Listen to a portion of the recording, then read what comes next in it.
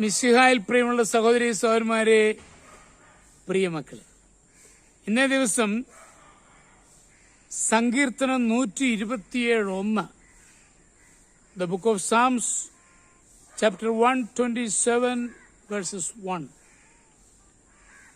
കർത്താവ് വീട് പണിയുന്നില്ലെങ്കിൽ പണിക്കാരുടെ അധ്വാനം വ്യർത്ഥമാണ്. കർത്താവ് നഗരം കാക്കുന്നില്ലെങ്കിൽ കാവൽക്കാർ ഉണർന്നിരിക്കുന്നതും വ്യർത്ഥം. സ്വർഗത്തിന്റെ ഛായ ഭൂമിയിൽ പ്രതിബിംബിക്കുന്ന സ്ഥാനമാണ് കുടുംബം. മാതാപിതാക്കളും മക്കളും ചേർന്ന് ഒത്തൊരുമിച്ച് ദൈവാശ്രയത്തിൽ ജീവിക്കുന്ന ഭവനത്തിലെ സന്തോഷം സ്വർഗീയമാണ്. സമൂഹത്തിലെ ഏറ്റവും ചെറുതെങ്കിലും വളരെയധികം ഘടകങ്ങളാൽ ബന്ധിക്കപ്പെട്ടിരിക്കുന്ന സമൂഹമാണ് കുടുംബം. അതിൽ ആത്മീയവും ശാരീരികവും സാമ്പത്തികവും സാമൂഹ്യവുമായ ബന്ധങ്ങളുണ്ട്. ക്രൈസ്തവ കൂട്ടായ്മയുടെ ബന്ധം കൂടെയുണ്ടെങ്കിൽ കുടുംബജീവിതം ആനന്ദപൂർണമാണ്. പല ഭവനങ്ങളിലും ക്രൈസ്തവ കൂട്ടായ്മയുടെ കുറവുണ്ട്. അവിടെ സന്തോഷം പൂർണ്ണമായിരിക്കുകയില്ല.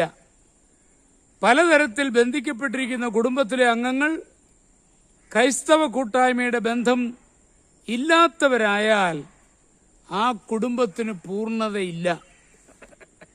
ക്രൈസ്തവ കുടുംബത്തിലെ അംഗങ്ങളുടെ ഇടയിൽ ക്രൈസ്തവ ജീവിത ബന്ധവും പങ്കുവെക്കലും ഉണ്ടായിരിക്കണം.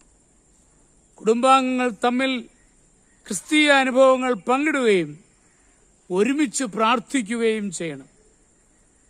ഏതെങ്കിലും ആവശ്യങ്ങൾ ദൈവം ഇടപെട്ട് ക്രമീകരിച്ചു എന്ന ബോധ്യം ഒരാൾക്കുണ്ടായാൽ അത് മറ്റംഗങ്ങളോട് പറയണം.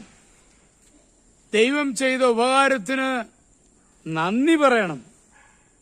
മറ്റേത് സമൂഹ ബന്ധങ്ങളിലും ബുദ്ധിപൂർവ്വമുള്ള ക്രമീകരണം ആവശ്യമായിരിക്കുന്ന പോലെ കുടുംബ ബന്ധങ്ങളിലും ബുദ്ധിപൂർവ്വം ക്രമീകരണം ചെയ്യണം.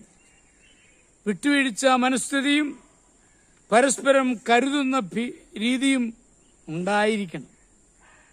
ജീവിത പങ്കാളിക്ക് നമ്മെപ്പോലെ തന്നെ ബലഹീനതകൾ ഉണ്ടായിരിക്കുമെന്ന ബോധ്യം ആവശ്യമാണ്.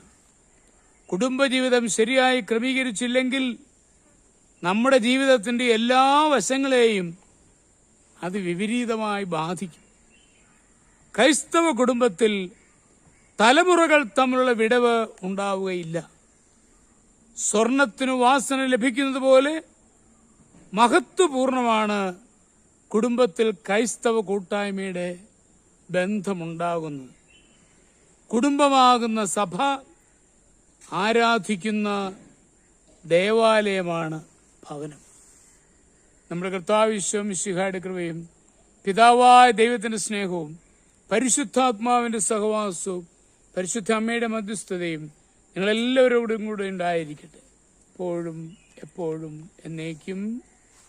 ആമേൻ.